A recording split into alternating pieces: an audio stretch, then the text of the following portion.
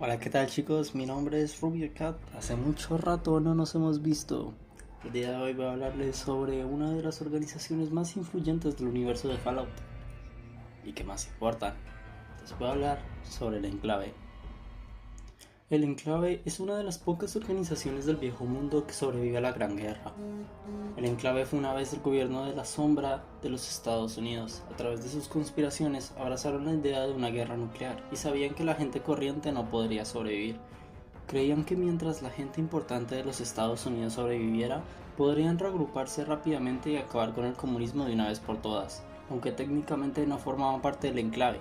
Muchas corporaciones se beneficiaron de sus acciones, y sus instalaciones de investigación estuvieron protegidas durante la tormenta de fuego del 2077. En 2073, mientras la carrera global para explotar los pocos recursos naturales que quedaban alcanzaba su punto álgido, los Estados Unidos consiguieron hacerse con la última reserva conocida del petróleo crudo, enterrado a gran profundidad en el Océano Pacífico. Poseidon Oil, una importante empresa energética americana, fue contratada para construir una plataforma petrolera y extraer el oro negro.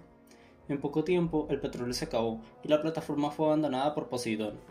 En 2077, sabiendo que la guerra nuclear llamaría pronto a las puertas de América, el presidente de los Estados Unidos y otros miembros del gobierno abandonaron sus puestos para refugiarse en la plataforma petrolera de Poseidón. Allí, el propio presidente estableció una base secreta a partir del cual los Estados Unidos podrían seguir existiendo y continuar la guerra en China, con el objetivo eventual de retomar el territorio continental de los Estados Unidos. Algunos miembros del enclave se retiraron a lugares remotos en otras partes del mundo, pero cuando cayeron las bombas perdieron todo contacto con el grupo principal. Los refugios fueron financiados por el gobierno de los Estados Unidos y en consecuencia el gobierno tenía el control sobre ellos. Aparentemente estaban destinados a permitir una selección de los ciudadanos privilegiados de Estados Unidos para sobrevivir a la Gran Guerra. En secreto, sin embargo, una gran parte de los refugios del proyecto tenían un objetivo mucho más siniestro. El plan de sobrevivir a una guerra nuclear era simplemente para encontrar otro planeta para vivir después de la destrucción de este. Se diseñó una nave espacial para transportar a la raza humana a otro planeta. Estaba en construcción o lista para viajar antes de la guerra. El plan era que el gobierno huiría a la plataforma petrolera y luego viajarían en una nave espacial a otro planeta. Cualquier viaje al espacio o recolonización de la Tierra habría sido muy difícil y lleno de complicaciones imprevisibles. Por lo tanto, muchos de los refugios fueron diseñados para tener algún tipo de fallo crítico con el fin de probar cómo un estadounidense promedio sería capaz de hacer frente a las circunstancias diferentes. El refugio 2 en Bakersfield, más tarde Necrópolis, tenía un fallo en la puerta del refugio que provocó que no se cerrara nunca, permitiendo que la radiación peligrosa entrase por doquier, lo que condujo a la creación de la población de necrófagos de California. El refugio 15 fue construido normalmente cerca del lugar del deslizamiento de rocas que sepultó su centro de control accidentalmente. Se rellenó con una mezcla de diversas razas para estudiar qué tipo de tensiones surgen cuando personas de diferentes orígenes se empaquetan en un ambiente pequeño. El refugio 13 estaba destinado a permanecer cerrado por un total de 200 años para probar los efectos del aislamiento a largo plazo. El refugio 101 iba a ser cerrado de forma permanente para estudiar la evolución de las pequeñas comunidades en aislamiento total del resto del mundo. Los tipos y efectos de los experimentos siguieron adelante. Con el tiempo, ya sea debido a un cambio de planes por el liderazgo del enclave o que la nave se destruyó, el enclave abandonó su objetivo inicial de la solución en otro planeta y decidió reubicar a los que ya tenían, aunque en el seguimiento de los refugios continuaban con la investigación como el proyecto de comportamiento de los refugios. A fin de controlar las poblaciones que se experimentaban en ellos, la plataforma petrolera del enclave poseía una gran cantidad de equipo que les permitió observar y controlar los refugios. Por ejemplo, el enclave envió la señal clara al refugio 8 poco después de la guerra, lo que les llevó a abandonar su refugio y a construir su ciudad. Estas herramientas también permiten el seguimiento del enclave para ver que la población del refugio 13 estaba casi intacta, aunque esto no sería importante hasta mucho más tarde. Durante mucho tiempo después de la Gran Guerra, el enclave esperó en silencio en su plataforma petrolera en la consolidación de sus fuerzas y para trabajar en lograr una ventaja tecnológica sobre cualquiera en el continente. Finalmente, cuando sintieron que estarían a salvo, decidieron que era hora de salir y empezar a trabajar hacia el renacimiento de América. Usando sus Vertiverse, el enclave envió parte de exploración a toda California, el estado más cercano a la plataforma petrolera. Lo que encontraron les asustó mucho. La mutación era rampante. Las patrullas de exploración del enclave llegaron a California después de la derrota del maestro tuviera lugar, y así vieron los supermutantes y necrófagos. ensuciar la tierra con la destrucción y estragos causados. Cuando se informó de esto a los superiores del enclave, se decidió que todos los mutantes tendrían que morir. Se les ocurrió al enclave que aquellos que habían vivido a la intemperie en el continente desde hace más de 100 años, desde el final de la guerra, habían sido contaminados o dañados de alguna manera por la radiación. O peor, estos mutantes también. Entonces tendrían que ser destruidos ante la verdadera humanidad y la verdadera América. Podría volver a reclamar a la parte continental. Las patrullas de reconocimiento y exploración de California continuaron buscando una manera de llevar a cabo sus ambiciones genocidas sin destruir el mundo de nuevo con armas nucleares. Finalmente, las tropas del enclave comenzaron con la vieja y abandonada base militar Mariposa, donde la investigación sobre el virus de evolución forzada se había hecho antes de la Gran Guerra. El BEF fue lo que había creado a los supermutantes, la amenaza más grande de todas para el enclave. El enclave excavaba en la base militar, en gran parte con mano de obra esclava que reunieron en el pueblo minero cerca de Red Inc., encontrando finalmente las catacumbas más profundas de los niveles más bajos de la base. A pesar que habían sido enterradas en roca y olvidadas durante décadas, las catacumbas aún contenían ese viejo líquido verde burbujeante familiar, el virus de evolución forzada.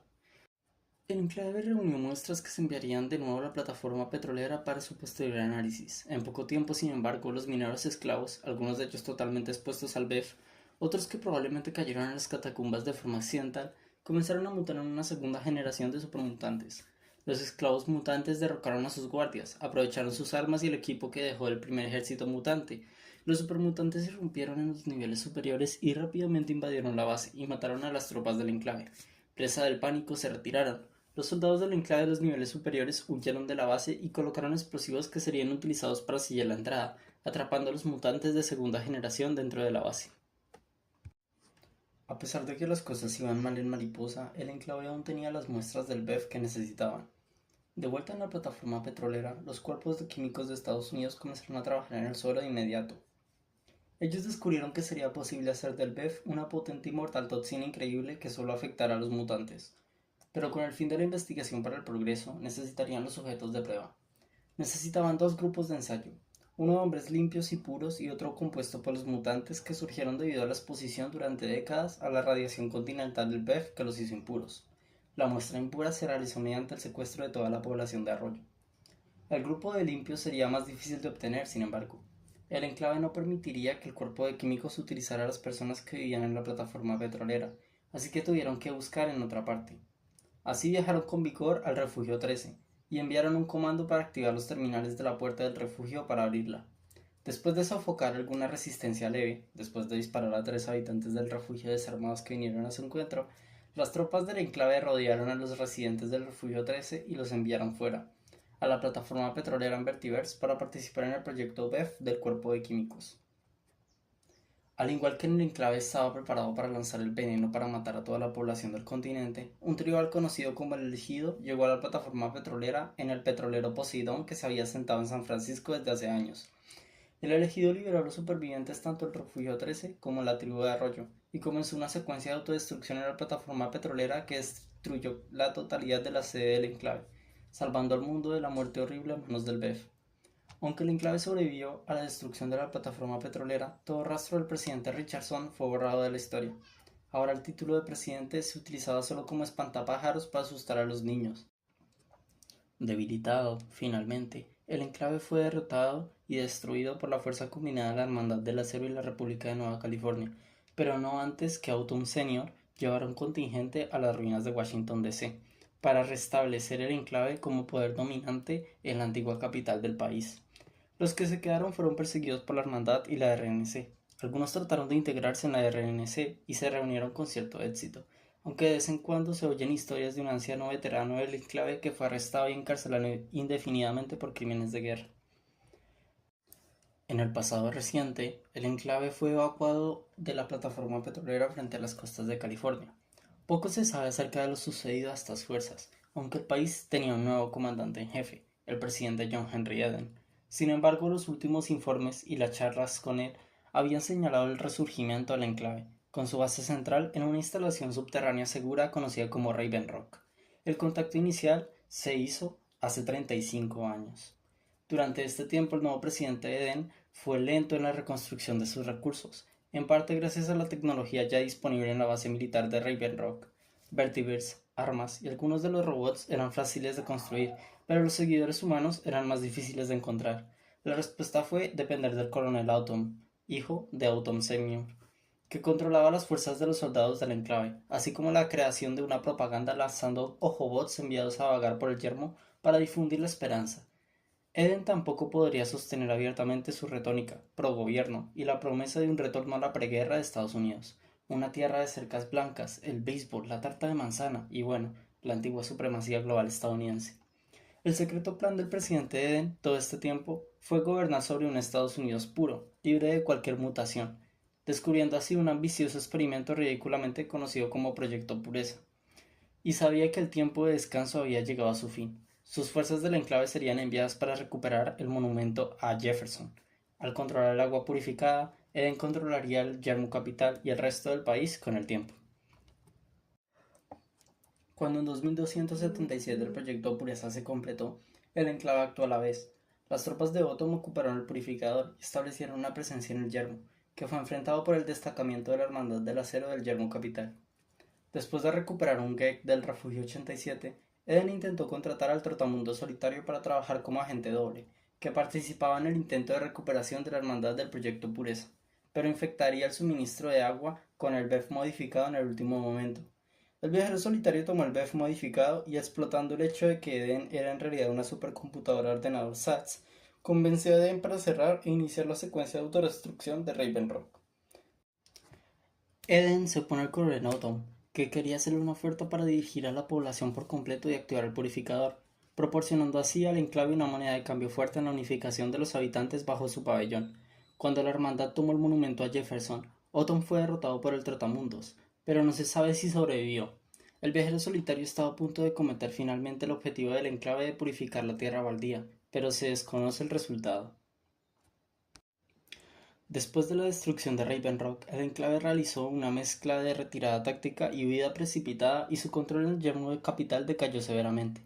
Los restos del enclave se repartieron por puntos de todo el yermo, con poco o ningún contacto, o en curso de órdenes tácticas y a falta de nuevos reclutas. El enclave podría ser una fuerza condenada. Sin embargo, un flujo reducido de combatientes entrenados especialmente está tratando de llenar el vacío dejado por la hermandad, viajando a lugares reservados fuera de la capital. Solo los más veteranos de las fuerzas del enclave serían entrenados en múltiples formas de lucha, así que se llamaron a sí mismos Sigmas. Estas personas se basan en escuadrones de 6, destacados por el líder, que lleva la armadura de fuego con el casco infernal, y llevan pesados incineradores, y cada miembro había luchado contra numerosas incursiones, y vivió para contar acerca de ellas. Los escuadrones Sigma se desplegaron alrededor de lugares que, a juicio del alto mando del enclave, eran imprescindibles para la salvación de la causa. Hoy en día, 2292, algunos ancianos del enclave, que eran los escasos supervivientes, empezaron a ganarse la vida en la periferia de los territorios de la RNC, manteniendo un bajo perfil por temor a ser perseguidos. Muchos se dirigieron hacia el yermo del Mojave, donde la RNC era más débil debido a la presencia de la Legión de César. Los supervivientes del enclave fueron conocidos por apoyar al mensajero en la segunda batalla de la presa Hoover, desesperados por una última oportunidad de gloria, pero el resultado de la batalla también se desconoce. Antes de la destrucción del enclave de la costa este, los ingenieros de la base aérea Adams enviaron un ojobot reforzado, EDE, pensando que la base Navarro aún se mantenía allí, aparentemente sin darse cuenta de que la destrucción del puesto había sido unos 40 años atrás. EDE contiene un mensaje de programación que dice que todas las reparaciones necesarias en el camino iban a ser realizadas por el personal del enclave en Chicago, lo que indica que puede haber puestos allí. La placa atornillada también parece apoyar la idea de que tales puestos del enclave todavía existen en otras partes de América del Norte, aunque también que sus recursos son muy limitados. Y así terminamos la historia del enclave, una organización paramilitar protoestado originada antes de la Gran Guerra, que tuvo mucha importancia en la mayoría de los juegos de Fallout y que ahorita mismo estamos viendo varios de sus disidencias en la serie. Sin más que agregar, yo soy Ruby de Cada y me despido. Bye bye.